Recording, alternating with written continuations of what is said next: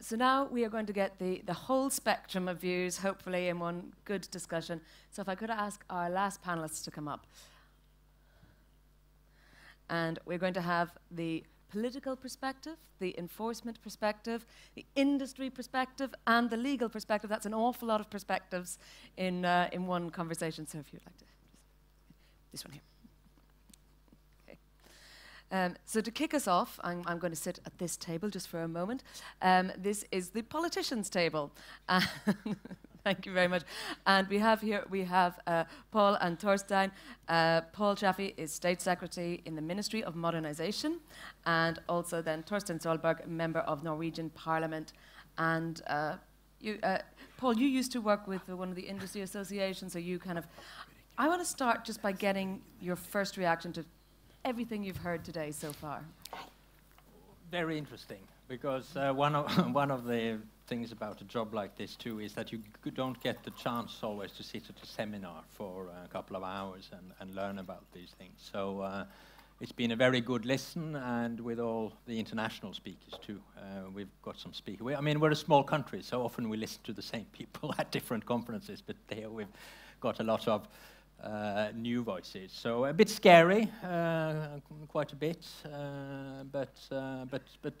but quite balanced too. And I think the speakers were nuanced and even pointed to some ways forward, which is important for us politicians when we are supposed to, at least in some areas, do something about these things. Okay, well, I mean, we talk an awful lot, if you can hear me, about the idea that technology runs so much faster than legislation. Is that an inherent problem? I mean, how do you keep on top of technology without sort of predicting problems that don't already exist yet? Well, I think that's one of the biggest challenges for us, even the ability to govern, the ability to set standards. Today we talked about transparency, the consumer's right, but as well it's about tax, like the full spectrum of what we want as a government to be able to do. And I think too much we regulate afterwards. You know, there is new technologies, new innovations, and then we regulate. I think we have to turn that more around to be able to actually fit regulations alongside new technologies. And sorry, Paul, you want to? Yeah, I agree. But on the other hand, one has to remember that we don't want to solve problems that don't exist. Because, I mean, politicians too only have so much time. And some of these areas we don't always see what problems are going to come. So there's always this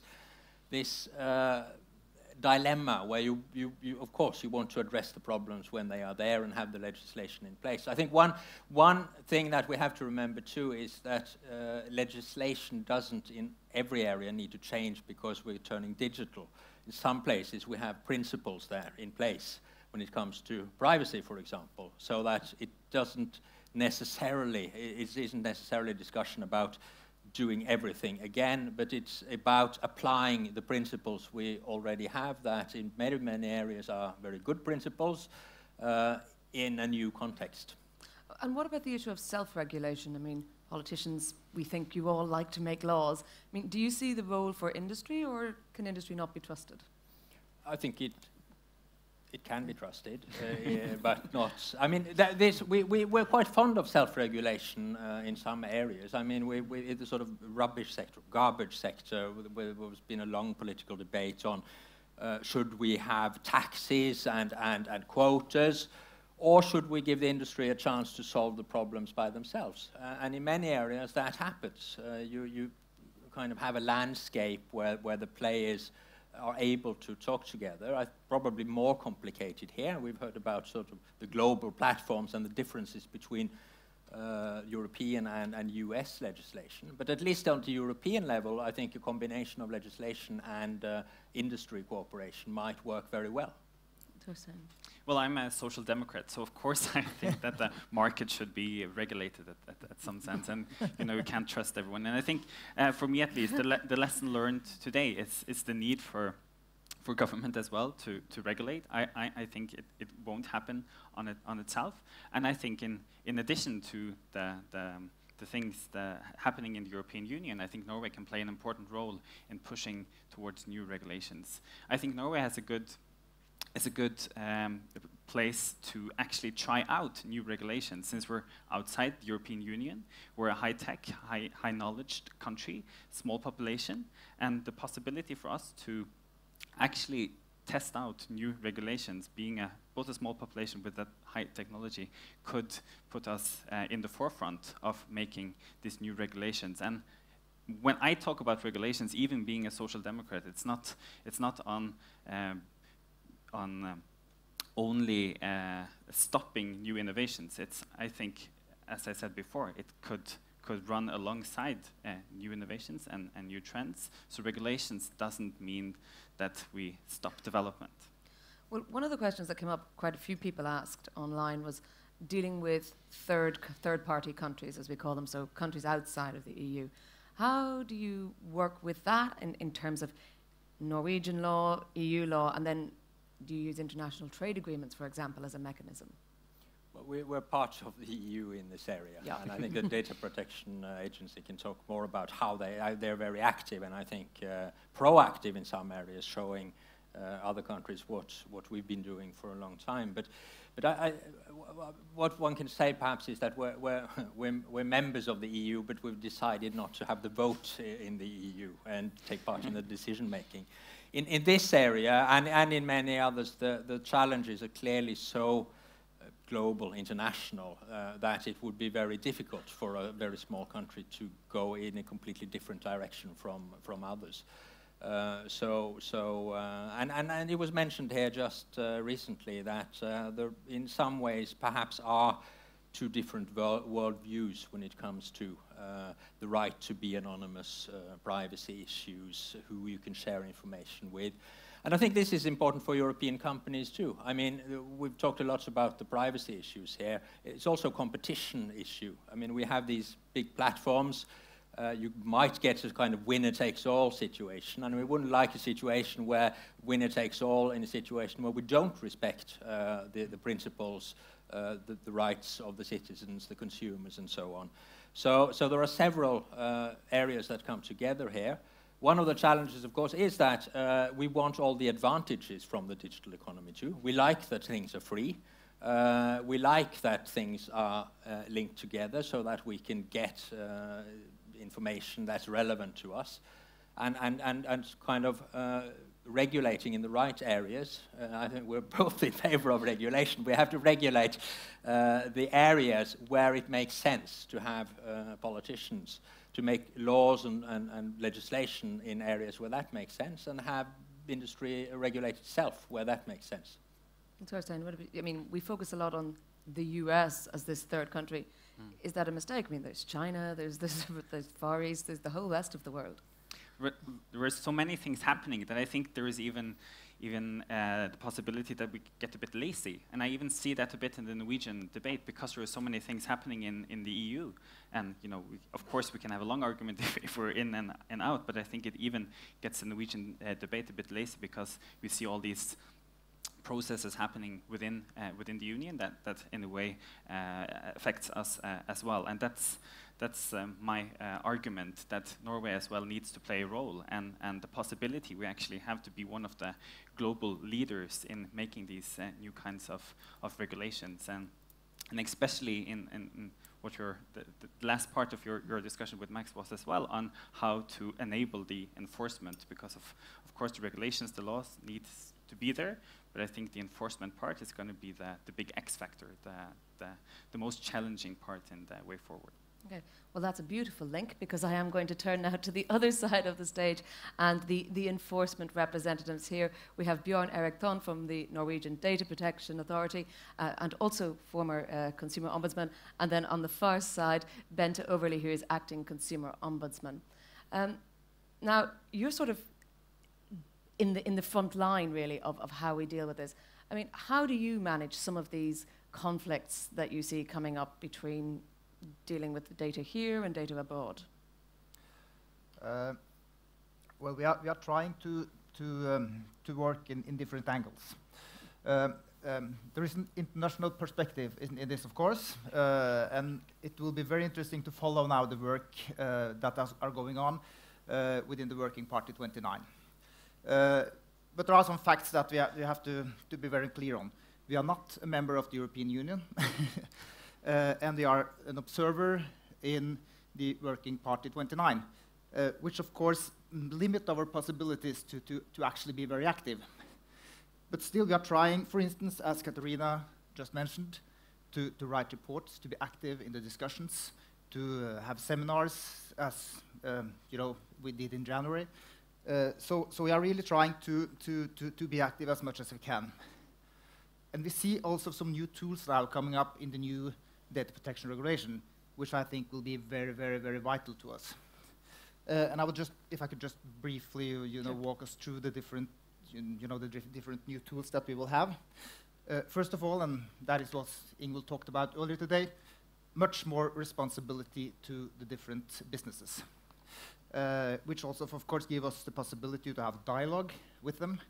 And we are now in a very good dialogue, I think, with Schibsted, trying to find solutions which can be good for consumers and good for data protection, and likewise good for businesses. Because you said, you have to find and to strike the right balance between business side and the consumer and the data protection side. And that's a conflict that we are facing almost every day in our work. We have to find the right balance between business side and the consumer and the data protection side. And exactly the tools in the new General Data Protection Regulation gives us that opportunity. You mentioned the way of working together, I mean, to use standard contract terms. You mentioned the way of doing agreements with the business side, which is one tool which is stretched very much in the new GDPR. So we should do enforcement work, of course, but also to handle deals and to negotiate with the business side is a very, very important tool that I'm really looking forward to explore much further with the business. And it also gives the consumers new rights. We mentioned earlier today the right to be forgotten. But one thing that I'm very optimistic about is the data portability. And when the new GDPR enters into force in May 2018, the consumers will have the right to bring their data from one company to another. For instance, as you remember, when number portability was introduced when it comes to mobile phoning, that changed the whole market. But back in the 1990-something, if you wanted to shift the operator from Telenor to Netcom in Norway, you had to have a new number. But then they introduced data portability, which allowed you to, you know, keep the same number, and that really increased the competition dramatically. Then consumers started to change operator. And I'm very, very interested to see how this data portability will work in the data protection sector and in the consumer sector.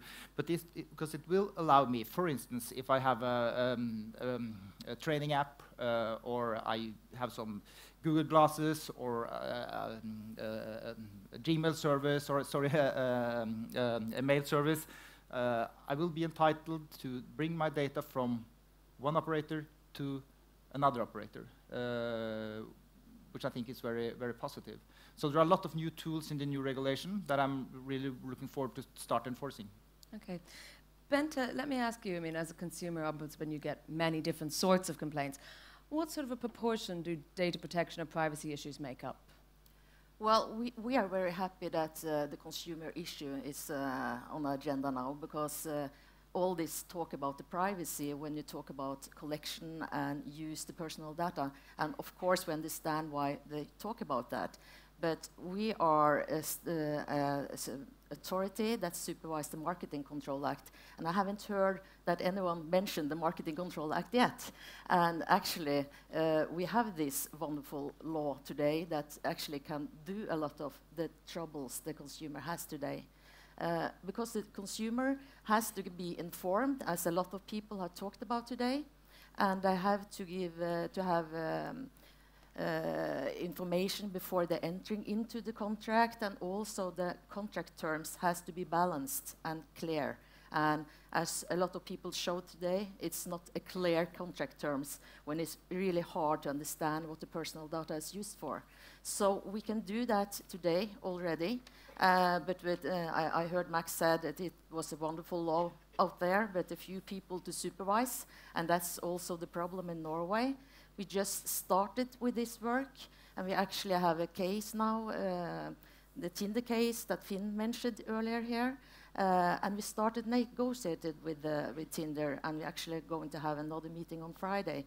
And I'm very optimistic, because we are, with the Marketing Control Act, are clearly getting changes in the way that they inform the consumer how the personal data collects and uses. And that's one of the good things, and I'm looking forward that the Data Protection Authority also can help us with that matter. Yeah. Well, the cooperation between data protection authorities, consumer authorities, and competition authorities is key, I believe, in the future. And we heard Katarina mention this briefly in her presentation, that the EDPS, which is sort of the European Data Protection Authority, now set up a clearinghouse in order to, to facilitate the cooperation between these two authorities. And I think this is really key, because if you look at the problems we are facing today, lack of choice, lack of options, lock-in solutions, impossible to understand what's happening, not balanced at all in the market, it has to be tacked, to call it that, from different angles. And again, if you look at the data portability, as you understand, I'm very enthusiastic about this. For instance, for consumer protection, data portability, what is that all about? It's about ownership of data, which is a consumer issue, right? And data portability is also about competition, because it means that I can use, as a consumer, my right to switch to an operator with the better conditions. Which is obvious good for competition. So I think this is really something that we have to work very hard on to get this cooperation going on the national level, but of course also on the European level. Well, you've referred a couple of times to number portability, which is slightly different to traditional data portability, and the question of porting data and whether that data is retained with the original provider or not, or whether you have an expectation of deletion. I mean, how do you inform, if you like, consumers about these sorts of questions, Bente? I mean, we just started the work, and I think the main issue here is that the traders want to listen and learn how to give this information in the appropriate way, and also not breaching the Marketing Control Act. So we started to have a conversation with the Nordic colleagues, and we also had this international meeting with over 60 nations, and Bjørn, Erik and Finn also was invited there to talk about this problem, just to try to make some principles so we can make a guidelines maybe for the traders, so they know how to address this. And then they have, of course, have to give the information to the consumers in a sufficient way. It has to be easy reading, not so many words, and it has to be clear. And you cannot make terms that you try to build a term that says everything I want to do in the future I will do, because that's not clear and that's prohibited. well, you mentioned the Tinder case. There's also the Runkeeper case, of course, and we'll talk to Finn about that in a little minute. But I wonder, what sort of capabilities do you have for cases on your own initiative? Are you always waiting for consumers to complain to you, or do you take monitoring and you spot a problem and bring cases yourselves to either the DPA or the Ombudsman? I mean, we are working in several different ways. I mean, I would like to say that we are really enthusiastic about the work done by both Max and also the Consumer Council, which I don't think is something that all DPAs in Europe will say. I think some DPAs will say that consumer organizations and marketers is a pain in the ass. But I really think that we need someone to kick our ass and to kick on our leg. Because, I mean, we don't have the competence in every sector. We are a state governmental body, and we should monitor the law. We do, of course, take up on cases on our own. But we can't only do that. We need someone that can really push us forward.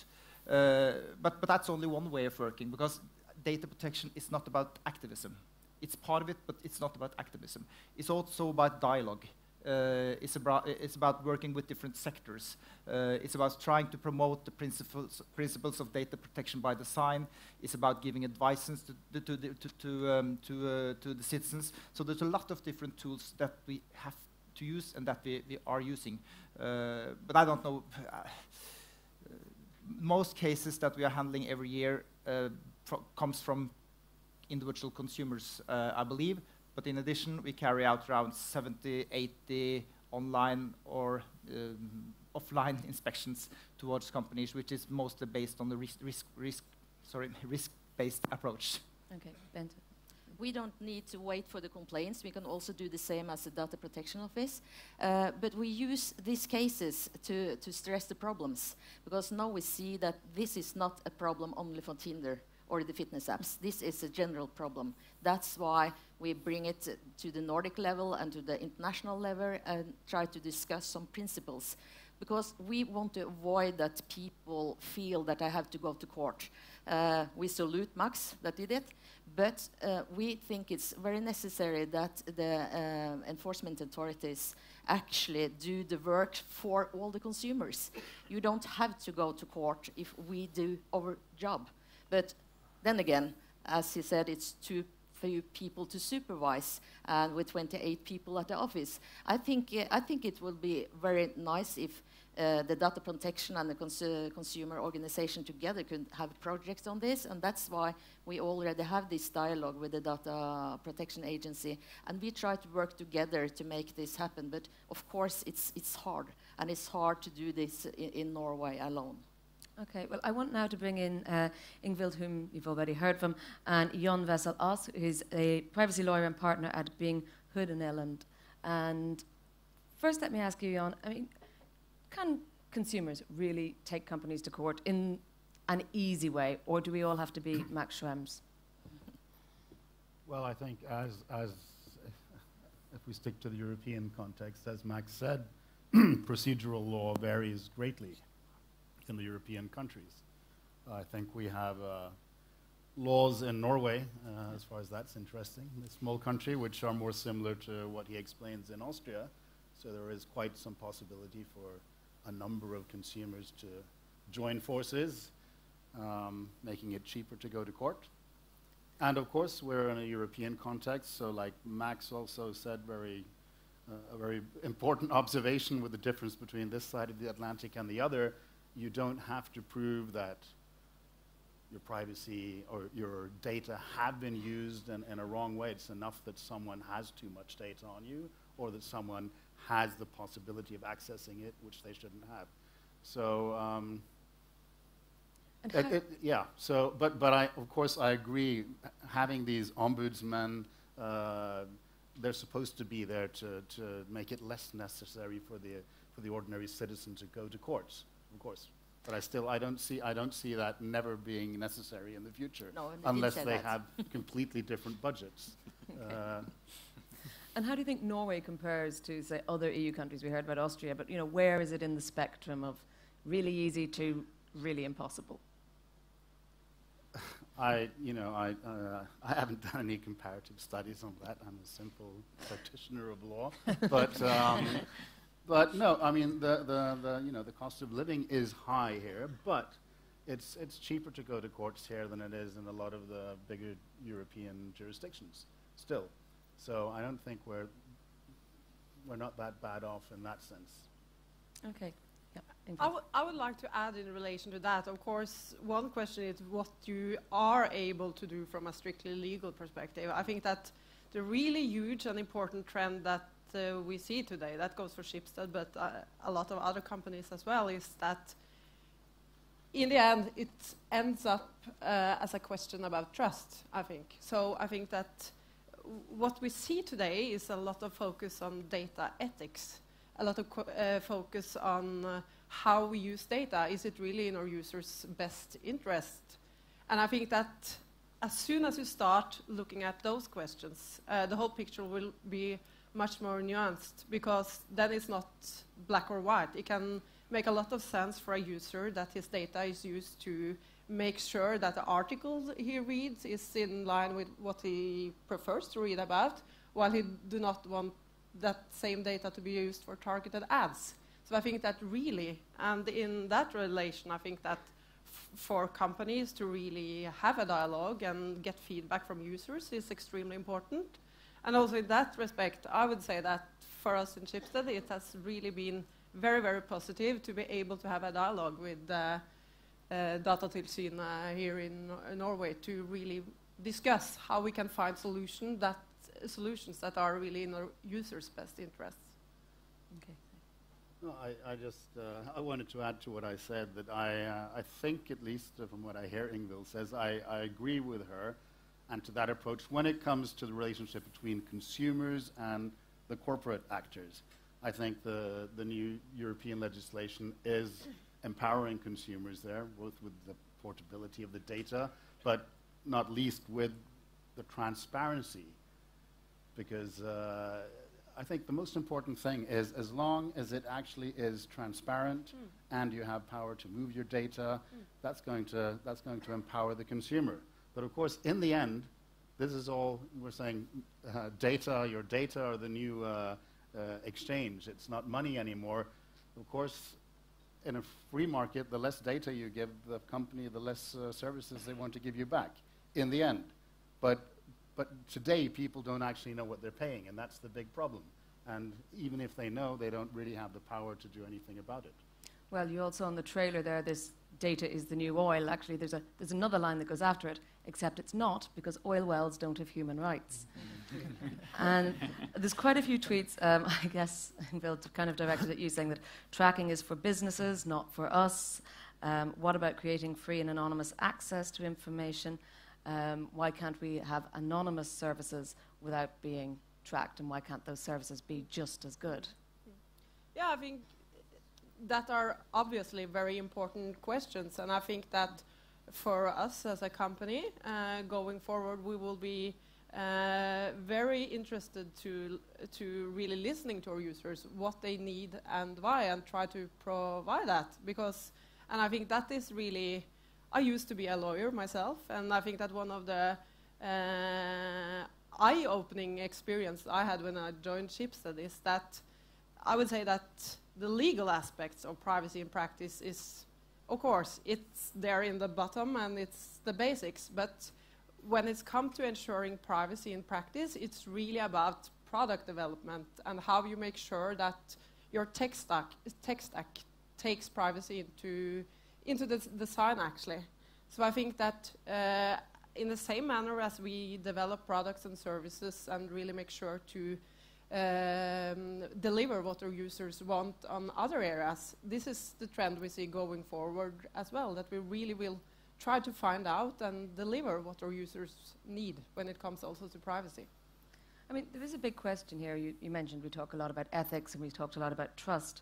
I mean, do you see an inherent tension, like a difference between what we expect as consumers, I'm putting myself as the consumer today, for trust and what is actually trustworthy? And perhaps what a lot of companies sell us is trustworthy, isn't or is or isn't, but we have no way of really assessing that when terms and conditions are, as we saw, that long. Yeah, I totally agree. And I think that there is no doubt that we have to move away from that 10-page long privacy policies and really make sure that we put the users in the driving seat. And I think that going forward, we will not have these generic privacy policies that apply to all. Rather, we will see that each individual user will be able to tailor-make his own privacy policy as to how he wants his data to be used. And so with the sort of granular level of what we get access to, rather than just this take it or leave it. Yeah. Bjørn, Erik, I see you nodding and no, Finn as well. I think this is very interesting, and one thing is what is written in terms and condition, but a lot of the things that we see displayed, and a lot of the decisions that are made today, and we saw some examples, credit score, advertisements, medical treatment, whatever, it's based on algorithms. And who creates these algorithms? And upon what data are these algorithms actually created? It's absolutely not possible to understand. And in addition, it's business secrets. So we really have to dig much deeper into how to, for instance, do audits on algorithms. We are now in the in the end of our annual plan for next year. So we will probably on Friday decide who will be our top priorities for next year. And I believe that one of the top priorities will be to find a method of doing audits towards algorithms, because we really have to understand how these decisions are made. And one thing is advertising, which we have studied very thoroughly, as Katarina mentioned in her presentation earlier today. But now we see this personalization based on algorithms come in sector after sector after sector. And at the end of the day, it will be, as I just mentioned, medical judgment or medical decisions taken on behalf of an algorithm, which is really scary, and we have to find out much more about this. Okay, I have a question. It's very specific, but from Alex saying, what will the new one-stop shop under the GDPR, will that help consumers? This is the idea that if you're a consumer and you have a complaint, you don't go to the DPA in Ireland, you go to the one in Norway, and that the company also gets to communicate with its local data protection authority, and the in-between work will be done by this one-stop shop. Do you think that makes life easier for consumers? Will it make life easier in practice? Well, the idea behind, was it to me? Yes. Yeah. Anyone who I wants hope it to was answer. for someone else. No. Well, the idea is that it should be make life easier. Of course, that you have to, you have to deal with only one data protection authority, which is some of the same system as they have in the consumer world today. At least when I was a consumer ombudsman, it was a system like that, which is a good system if it's working, right? If it's working, and that's the key issue, because we know that. The DPAs, they have different resources. In Norway, we have now 50 employees, which is based on the population in Norway. It's quite good. And we got extra resources, thanks to the government, to work with the European Data Protection Regulation, which also is a good thing. But we know that in some countries, the resource situation is not that good at all. And we heard Max say about the Irish DPA. I mean, I cannot talk too much about that for obvious reasons. But if a DPA are reluctant to start handling cases, for instance, it's deeply problematic. So this system is just as good as it gets. But I think we have to find ways of working together, maybe to support, for instance, by giving away personnel to DPAs, which, will end up with handling a lot of these cases. But I agree, and I like the idea that you should deal with only one DPA. Yeah. Well, I mean, you've mentioned resources, so perhaps, I can ask the politicians, if you make a law, how far do you think about what resources are needed to enforce it? Well, we're supposed to do that because you aren't supposed to decide laws that you don't have the resources to follow up. But of course, this is part of the political debate, and sometimes politicians talk about the signal effect is important. But yes, the best thing is to be able to enforce it. But I'd like to say both these agencies that at the moment seem to be cooperating very well on these issues are not only there to sort of catch the bad guys and react when something wrong happens. They're more proactive. They're educating the population in some areas, making surveys to find out what is public opinion, and even helping both government agencies and companies when they ask questions about how should we. Things are changing. How far can we go? What are the regulations and so on? And I think that's the way to do it. And I think that's one of the things we have to follow at European level. Are we able to have this kind of proactive way of working in that kind of setting too? Because we like having that system where we can not only react long afterwards, but the agencies can also be a kind of advisors to the other parts of society that are trying to find out how to implement the new ways of doing things. Yeah. Of course, I'm from opposition, so of course we always have more money than the current government.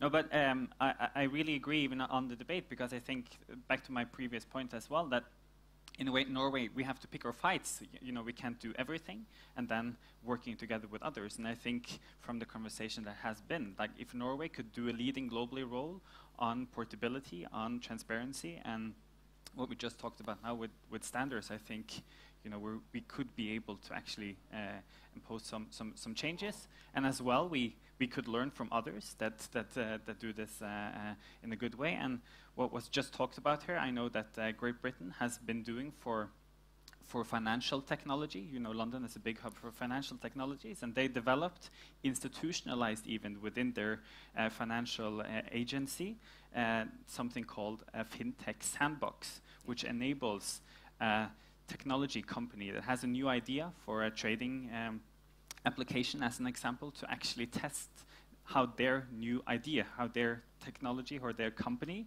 fits within current regulations, and even discuss with agencies if it fits, how they should reorganize themselves, either to fit within regulations, or even that regulations should change to enable this new technology. So back to my previous point, I think that we, as governments as well, should be more forward-lent and try to even change regulations alongside the new technologies. Well, from what I'm hearing today, I think Norway has more to teach than to learn, really. I live in Belgium and I'm from Ireland, so you don't want to go there.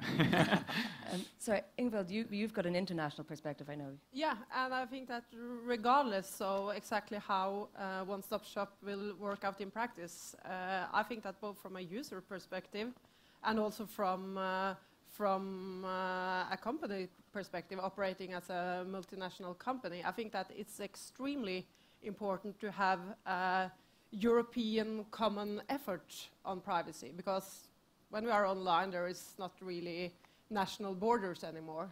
And to make sure that we have the same standards and requirements across Europe, I think that is extremely important. And I think that it's only when Europe stand together also that we will be able to enforce these new requirements against the US and other international tech giants, as is one of the really goals with the GDPRs as well. So, I thought it's time to be a little bit of a party pooper, because we're sort of talking about everything's becoming so fantastic now. Sorry, with a new EU regulation, one stop. But you know, the fact is, and it's good, but we have to do more. Because this regulation, for those who are non-lawyers, will substitute a directive today, and the directive doesn't demand full harmonization in the member states, so you have different rules in different countries. This new harmonization law is actually not fully harmonizing.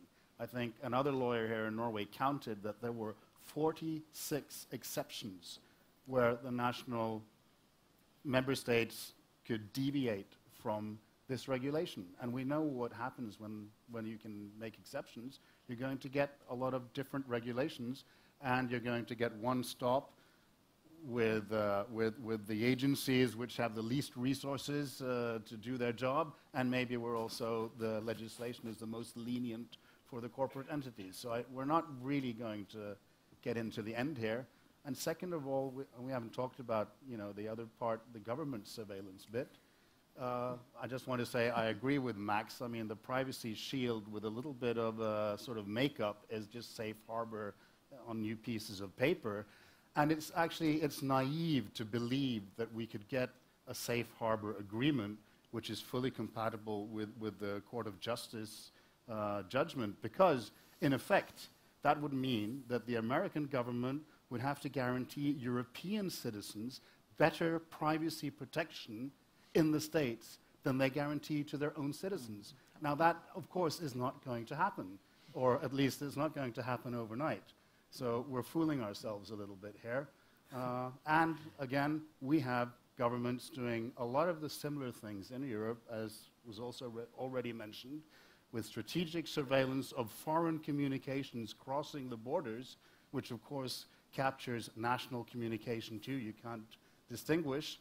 And these foreign intelligence agencies are doing this across each other's borders and exchanging information on each other's citizens, which they're not allowed to collect of their own citizens within their own borders. So we unfortunately have a very long way to go still.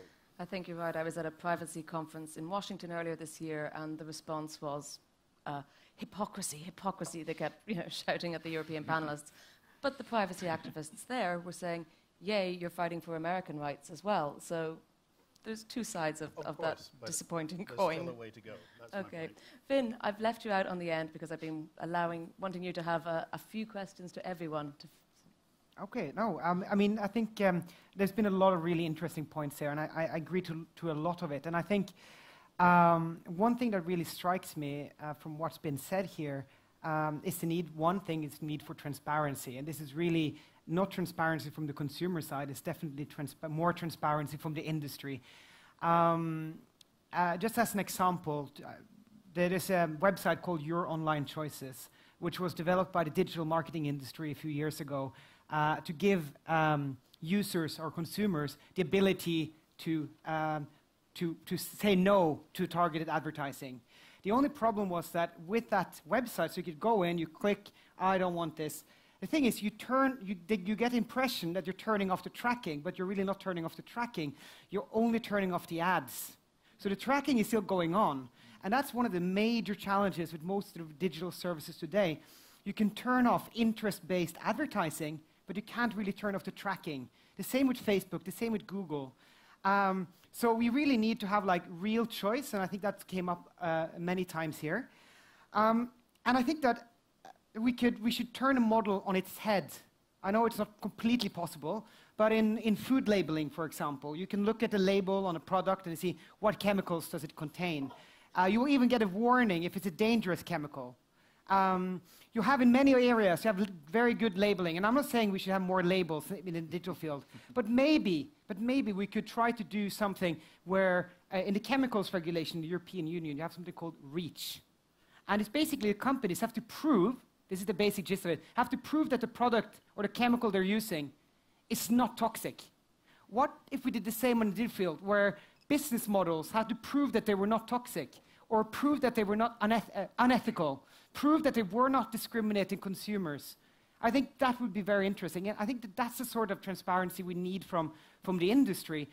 Because when I speak to industry representatives on an individual basis, I get a really good impression. They're all trying to do their best. They're all trying to have ethical choices. But I get the impression that on each level, there is a level of feeling, oh, this is not really my responsibility, because if I don't give the customers what they want, they will go to someone else. And so there's a need for transparency from the industry. And I think Schibsted has shown us today that it is possible to have a different way. But I would love to see more industry actors saying, this is our business model, this is how it works, these are the categories that we put consumers into. It was revealed by the Washington Post, for example, that Facebook has more than 1,000 categories of where they put us all into boxes. I would love to see that full list, and I would love it to be posted by Facebook and not been done by people like us who have to investigate and spend all our time doing this. So I think the burden of proof needs to be shifted in a much larger extent than today. And another very practical thing that I would love to, what they have already challenged Google on, and we should challenge Apple as well. When you download an app, you get this sort of 10 seconds or 5 seconds, which sort of access do you give to your phone? Oh, do you want to give your contacts? Do you want to give your location data, et cetera, et cetera, et cetera? What if, and we've asked Google about this, what if we could also say, we self-declare that we are not going to change our terms without notifying the users. We will delete your data if you stop using the service. Very, very simple, and this is basically just abiding by the law. But that way we could benchmark, and the industry could say, well, we're going to follow. We're going to get a green light if we say yes to all those points. So there are definitely things where I think the consumer should relax and not do more. It's the industry that really needs to do more. And I do feel in the room that there is some sort of consensus about that. And I think it's really, really important that the industry is stepping up. Because as mentioned, we're going to have trust is really important. We're going to have 50+ billion devices online in the next few years in the revolution called the Internet of Things. Devices are going to be in your home. They're going to be on your body. They're going to be everywhere. And we know for a fact, and I think most people have seen the challenge to have to just security, basic security in these devices. And we know from our research that the terms and conditions are quite horrible. We will publish some quite damaging research on this quite soon. But basically it tells us that we're not safe and we're definitely not having our consumer rights respected. Well, I mean, this actually has come up a little bit on Twitter, asking about, Ingvild, whether privacy as a commercial case might be something. Now, in this room, everyone has turned out today because they care about it. But I mean, to everyone on the panel, are we a minority? Does the average consumer really want to pay for better privacy or better data protection? I mean, because if they do, then surely that's a great business model. Yeah, and I think that is obviously one question, and I think I would go even further, and I would say that things that we are exploring now is how we can really let the users benefit from their own data. For instance, what you mentioned, Finn, about showing insights. We could show them insights that they will not get elsewhere. We could really give them opportunity to learn about themselves. Maybe going forward we can let them have different personas that in one context, maybe if they are on a digital marketplace, they want to have these and these settings, while in another context, they want to be another person with other settings. So I think that going forward, there are a lot of opportunities here as well as to how users can sort of take their own data in their own hands and use it for their own benefit. Well, I was kind of trying to get at slightly the opposite point, which is maybe we don't want tailored solutions. Maybe I'm happy just with the generic product there, and I would rather have that than pay with my data. So now, both of you wanted to come in on this. Sorry, Torstein. Well, I think for now there is a high level of trust.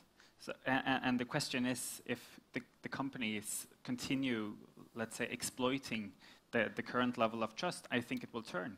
So the question basically is if you want to be in the forefront and actually shift the burden of proof. I really agree on what Finn said on that. And then there needs to be a greater balance that the companies as well more heavily say that what they want to give back in a way, how they're going to use the data and what's in it for the consumer. So I think it's really important to have that debate now, because if we wait too long, I think the level of trust will change.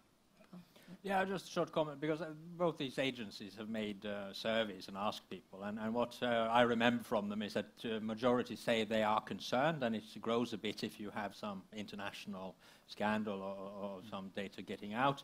But when they're asked, are you so concerned you want to pay for a different service, they answer no. So there's a challenge there, and probably in the businesses, I'm not an expert on this, but I mean the whole business model would probably, it's not so simple that you can just opt out and pay a little bit because you change the whole thing. But I'm fascinated by the Consumer Protection Council's idea about labeling, because it's a bit strange that we have sort of the most advanced industry in the world, some of the biggest companies, but if you buy a refrigerator or some sort of appliance in electrical store, you get energy, a lot of information, and you can sort of choose between different products from that. For some reason, we haven't been able to get the labeling scheme right in this area, and I think if you could simplify that, make it easier for consumers, you would probably get a more healthy competition that also is a competition on privacy. Okay, and of course I do want to take the issue of paying for privacy isn't a great idea either, because then you have a two-tier world where those who can afford privacy, and the rest are second-class citizens and have no data protection. And Bente afterwards as well. We talked about payment already, and we have done some research on this, and monetary payment, that's not very popular among consumers. But I believe that if consumers have a choice between two companies, one with transparent services, good information, they would choose that instead of one with less transparency and less consumer choice. I think there is an advantage for companies to actually be open with what they are actually doing with the data. But we did a survey that was presented was that in January or January last year? I can't remember, but that doesn't matter. Asking whether consumers wanted targeted or randomized advertisement. And I've always lived with the idea, because so many people have told me, that people really want targeted advertising. They want advertising about what they are really interested in. But our findings was that 75% of the population or the consumer actually wanted randomized and not targeted advertising, which I think is very interesting. So probably at one point, the personalization is tipping over to be creepy. Yep. But when that is happening, it's very, very hard to tell. And the great thing about some of these companies, the things that they are doing so wisely, is that they are pushing the borders step by step, right? They are going step by step. So if we woke up today with Facebook as it is today, it would have been an outcry, and every data protection authority in Europe would try to ban it, right? But looking back 10 years or 8 years or whatever when Facebook started, it was such a different thing. But they have taken step by step by step by step by step by step by step, and then we are ending up in a situation like we are today, where everyone is accepting the way it is, because they have done it in a very wise way, I have to say. Only one small word about labeling. I think labeling could be, or privacy seals or whatever, could be one way forward, but that is not the magic wand. I mean, in which sector have we really seen a successful label? We have seen it in environmental labeling, the green swan, as it's called in the Nordic countries. But in a lot of sectors, we have seen failures in the labeling or the privacy seal. So we should be very, very careful for about that. And we can end up with a jungle of labels. If you go into a shop in America, you will see 10 environmental labels on diapers, for instance, which is absolutely totally useless. Okay, yeah. I totally agree with Bjørn Erik on that one about the labeling, because from the Consumer Ombudsman's point of view, we have a lot of work to do if we are going to check all the labeling, if it's capable to actually do what the labeling says. You have to have criteria, and you have to have an organization that follow up, and it's going to be a lot of marketing and bad problems about that. But about the payment, I think it's a main key that we have to address to all the traders, that you actually pay. You don't pay with money, but you pay with personal information and how much advertising you actually are going to have. And if you are, the traders say you have to cope with this, and you have to say yes or no to agreement, because you know it's for free. It's actually not for free, and that's one of the key issues for the Consumer Ombudsman's office. It's not for free, you pay for, and therefore you have all these consumer protection rules, and we have to make sure that you actually get this protection. About the labeling, I mean, I understand your point, but today we have the labeling, which is called terms and conditions, which are much worse, which requires much more work to check. So for me, it's not an either-or thing, but by forcing the companies to say yes or no to very basic legal questions, will you change your terms without giving notice, is the first step. And of course, we will have to continue our work on enforcement sort of dealing with this. But what we need, I think, more as well is cooperation between universities who do research. Like we done on our AppFail research, we cooperated with Sintef. Now we cooperate with a company called Bouvet, which are experts on sort of analyzing data flows. But it's extremely time-consuming and costly to do this. And obviously, in AppFail, we only check 20 services, right? Yes. We're doing Internet of Things research now. We checked 2 weeks ago, we filed a complaint against 4 fitness wearables. You know, this is just a tip of the iceberg. So, of course, we need to do more of this, but we need to also shift the balance of power back to where the industry needs to prove themselves that, you know, what we're doing is okay. So I think labeling is one way, but definitely, I completely agree, not the only way. And then I have a challenge to our politicians, because one thing we did this summer, we checked websites of Norwegian municipalities, kommuner, and we discovered that 20 of them, 20 odd and much more, had loads of trackers on their websites. And you can imagine when, for example, we had Blue Kai, we had Datalogics, these huge American data brokers, were on the websites of Norwegian municipalities. And that's quite problematic because when you click, for example, on social services, it could be child protection services, these companies are basically notified. We didn't make a big deal out of it, but we published a study. We notified some of the municipalities, and they've improved their services. But what was really clear to us is that public procurement has a challenge where I think actually we could make a big difference. We could tell companies or public entities, including ones like myself, hey, don't use free services like Google Analytics or Facebook share buttons. You know, you pay with the price. And how maybe we could have better rules when it comes to public procurement. I know that that's not again, it's not a fix-all solution. You want to put everything into public procurement, but let's look at how public procurement and how the public is using their role in buying privacy-friendlier services. You're nodding, so you agree. I Yeah, guess there's well, nothing yeah, to add. I mean, there were several things. Public procurement, yes, and sort of the competence. Here you need the technological competence too. We have 428 municipalities in Norway. We're trying to reduce it a bit. But they are all making their own decisions on their web pages. So this is probably an area where someone perhaps hasn't told them the consequences of what they're doing. So if you can help us inform them, perhaps we can do something about that. Okay, there we go. On the point of the municipalities, which is his ministry's responsibility, and this big debate, I happen to know because I was part of a report commissioned by another ministry, found out that Norwegian municipalities, the place where they are actually communicating with the population now is no longer their official website, it's their Facebook pages. So in this big debate, talking about freedom to choose which services you want to use, if your local municipality tells you, in effect, you have to go on Facebook to find out what's happening in your local municipality, that's another way of giving people less choice of switching to another service than Facebook. And there are lots of reasons why people aren't switching to other services than Facebook today, but this sort of consolidates the power of companies like Facebook. So I just thought that was a little digression on that. It's a very cheery thought. Sorry, Bjørn, Erik. Just briefly on municipalities. We have carried out over the last 2-3 years, I will guess, between 30 and 40 inspections towards municipalities.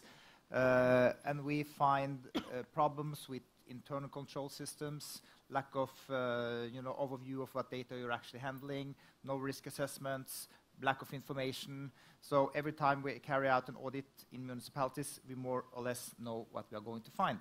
And the sector has not been able either to grasp this and to really do something about it. But then we hear they are saying back that, but nothing is happening. You are coming to us and you are checking the documents. Okay, maybe there is a lack of internal control system. Maybe we don't have the right papers and the right reports, but nothing is going wrong. But what we see now is that things are starting to go wrong.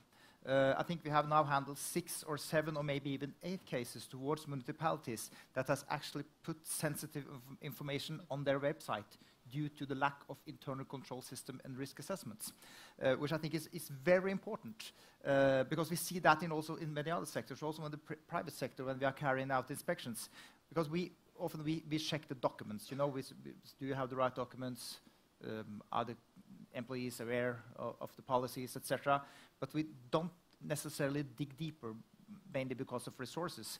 But now we see in the municipal sectors that they are actually starting to do wrong things, and things are starting to go wrong because of the lack of the internal control system. And based on the new GDPR, it will cost a lot more money to do violations like this than it is today, where we can, I think the enforcement charge is on max 100,000 euros. Okay. Well, it's 3 o'clock, so I'm going to, instead of asking the panelists, I'm going to put my last question to the day to the audience again. I asked you all at the beginning who felt that it was a bit creepy.